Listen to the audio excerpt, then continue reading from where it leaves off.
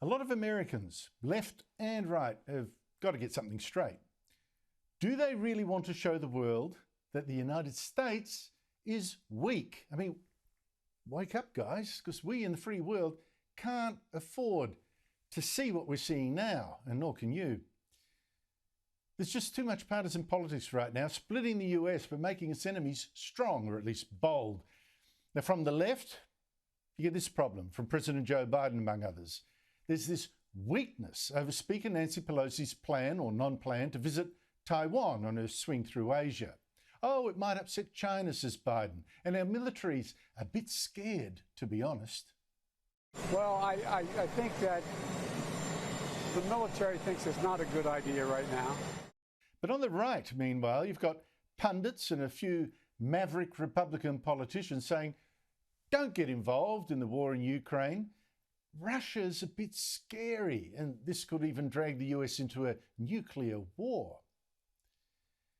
Now, can I just ask here, and not that I think the United States should be more like China or Russia, like this new axis of evil, but do you ever hear Russian President Vladimir Putin or Chinese dictator Xi Jinping publicly say, well, the United States, we better not get it too angry, they're a bit strong for us, they might drag us into a nuclear war? You never hear this. And there's actually a good reason for it, because it signals weakness. It signals a lack of resolve. And you also encourage your enemies to go in even harder because they reckon they've got you bluffed, even scared. And right now, China and Russia, who've declared this year a friendship without limits, they reckon they do have the US on the run. They do see a country weak and indecisive, scared of war. And I wonder what gave them that idea. Was it Joe Biden's disastrous decision to pull out of Afghanistan, to pull all his United States troops from that country almost like overnight? I mean, that was so catastrophic that it persuaded the world that the US, at least under Biden, lacked guts. But let's take both these two issues that I think are now, left and right, signalling weakness, to show why these quislings from both sides are wrong and they're betraying the United States and the free world. Pelosi's visit. Joe Biden made, just of all his gaffes, and I know he's made heaps, this was probably the worst, one of the worst, made a terrible mistake, telling the world his military was scared how China would react if Pelosi visited Taiwan, which is an independent island democracy that China claims is actually just the renegade province that it still owns and it's going to take back, maybe even through an invasion. Now, that mistake by Joe Biden has encouraged China to amp up its public threats. It reckons put on enough heat and Biden will fold. So it said, if Pelosi dares to visit Taiwan, it's going to go ballistic, possibly literally. For instance, China's president warned Biden in a phone call very directly last week, those who play with fire get burned. And Xi had that warning included in an official readout of their conversation. This week, the former head of the Global Times, which is an official Chinese Communist Party newspaper, wrote that if the US fighter jets escort Pelosi's plane into Taiwan, it is invasion. The Chinese army has the right to forcibly dispel Pelosi's plane and the US fighter jets, including firing warning shots. And if that's ineffective, to shoot them down. Well, Pelosi, a week or two before she left, said she'd heard such threats elsewhere as well. I think what the president was saying is maybe the military was afraid our plane would get shot down or something like that by the Chinese. I don't know exactly. Have those threats worked? Because Pelosi on Sunday flew out on her Asian jaunt, announcing her delegation was visiting Singapore, Malaysia, South Korea and Japan. No mention of Taiwan. Now, that's not to say she still won't go, but it is to say she does not dare say so, not yet. And if she does not go, well, this is actually going to tell the world that the Chinese dictatorship can now dictate even which countries the US Speaker of the House of Representatives third in line to the presidency, which country she's allowed to visit. And it's also going to signal China's rise as the great superpower, the master of the Western Pacific, America's rival and soon replacement. Some of America's allies will probably start to think they'd better hedge their bets and get friendlier with this communist dictatorship, this enemy of our freedom.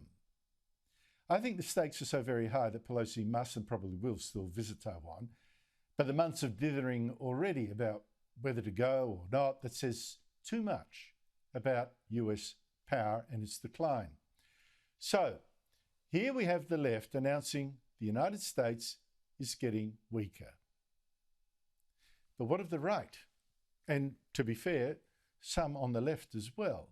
Stop arming Ukraine, either because it will anger Russia or, they're dressing it up as concern for Ukraine. The Ukrainians are just going to keep fighting and dying if we keep giving them arms. Let's stop this horror. Well, I think that's a fraud, because let's get one thing straight. If the US and its Western allies stop arming Ukraine, that's not going to stop the war. To be precise, it's not going to stop Ukrainians from fighting. But now they are going to lose and die in even more horrific numbers. Russia will think that it can take the whole country after all. Ukraine's just sitting there now, sitting duck. And the massacres that we've seen in that country already, committed by Russians of Ukrainian prisoners of war last week, and of civilians all through this war, that's just going to be the start of something even worse. So don't think that calling for no more weapons for Ukraine is doing Ukrainians a favour. That's sure not how they see it. Now, what a lot of US critics of the US sending weapons to Ukraine don't get is this. You are fighting the first battle of World War III, and you're doing it on the cheap. You have got an amazing bargain. All you're doing is sending some of the weapons. The Ukrainians are the ones actually doing the fighting and the dying for you and for the rest of the free world. Meanwhile, Russia's army, and this is the good news for us, is being smashed. It's being humiliated. Vladimir Putin's power is being broken. If Putin had won this war, as easily as predicted, it'll just take a couple of days, Ukraine would already be gone, and Russia would be even more powerful. It would control everything: Ukraine's minerals, Ukraine's crops, its weapons, its industries, and its manpower. Moldova would probably be the next to fall. Belarus probably. Who next? Lithuania. I know they're worried, because we have seen this game before. The expansion of Russia, the Soviet Union. We've also seen a fascist country that was never satisfied either, always hungry for more conquests until it went too far. But this war is not just about Russia. Don't think it's just a proxy war against Russia, because Russia is backed by China. Russia is watching to see if the West and the US are going to resist or they're going to break, whether they're going to fold and run away from Ukraine the way the US ran from Afghanistan, leading people like Xi Jinping to think US has got no staying power, no guts for the long haul. And if the US does drop Ukraine and does let it fall to Russia, what do you think China's going to conclude from that? It will ask, well, is the US also going to defend Taiwan? Is it going to defend Japan? China's got a border dispute with Japan. Will it defend South Korea?